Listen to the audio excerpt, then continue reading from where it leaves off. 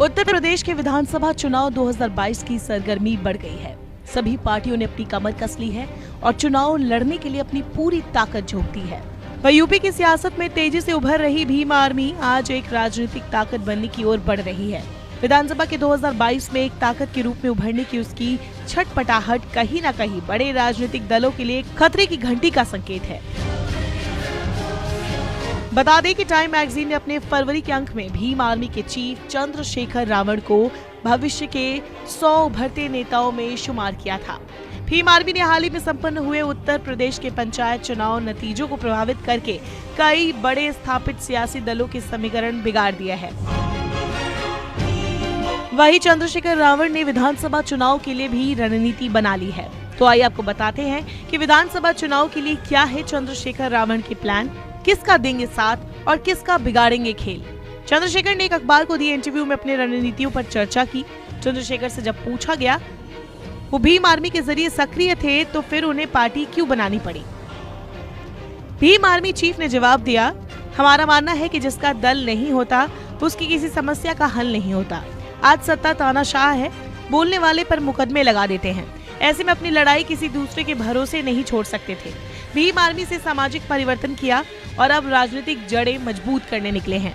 UP में सपा और बसपा जैसी मजबूत क्षेत्रीय पार्टियों से चंद्रशेखर कैसे मुकाबला करेंगे। इसके जवाब में उन्होंने कहा, पार्टी का कद वोटर्स तय करता है।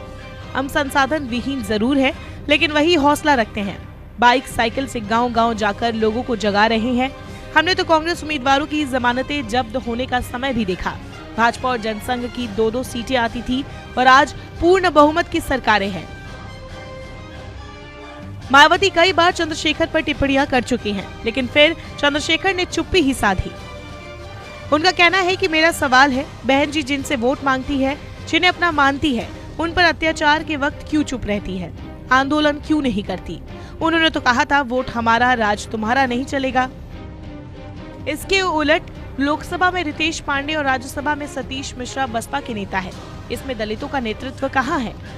जब उनसे पूछा गया कि सारे भाजपा विरोधी एक साथ आए, बसपा भी शामिल हो, तो क्या उन्हें ये स्वीकार है। इस पर उन्होंने जवाब दिया कि मैं इसका स्वागत करता हूँ। मेरी उनसे व्यक्तिगत नहीं वैचारिक लड़ाई है। वहीं अभी बसपा के लोगों से बात भी चल रही है। उम्मीद है उनसे भी गठबंधन हो जाए। पहला लक्ष्य भाजपा को हटाना है। किसान आंदोलन का यूपी के चुनाव पर क्या कोई असर पड़ेगा। इसके जवाब में रावण ने कहा कि शुरू से हम आंदोलन के साथ हैं। किसान आंदोलन की ये ताकत है कि भाजपा के नेता गांव में नहीं घुस पाए।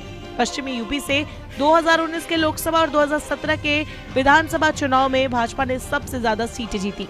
अब सत्ता का दुरुपयोग करके प्रदेश में अपने जिला पंचायत अध्यक्ष बनाने की फिराक में है, लेकिन वास्तविकता ये है कि पंचायत चुनाव में ये गाँव में नहीं जा पाए।